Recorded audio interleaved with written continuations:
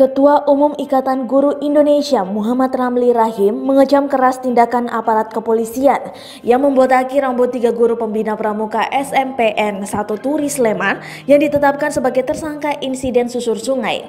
Menurut Ramli, pemotongan rambut tersebut merupakan penghinaan terhadap profesi guru. Peristiwa pemotongan rambut hingga botak terhadap guru-guru yang diduga lalai dan menjalankan tugasnya sehingga kegiatan yang didampinginya merenggut nyawa anak-anak didiknya adalah sebuah penghinaan terhadap profesi guru, ujar Ramli kepada tribunnews.com Rabu 26 Februari 2020.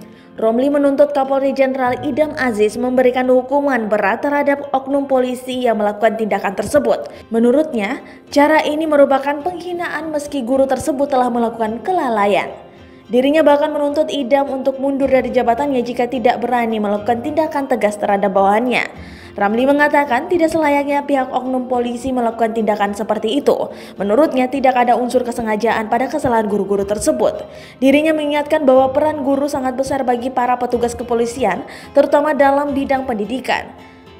Para polisi ini lupa kalau mereka tidak akan pernah menjadi polisi tanpa peran guru sedikit pun, dan para polisi yang mengunduli ini seolah lupa bahwa membaca dan menulis pun mereka tak akan mampu jika tanpa dibantu oleh guru, tegas Ramli.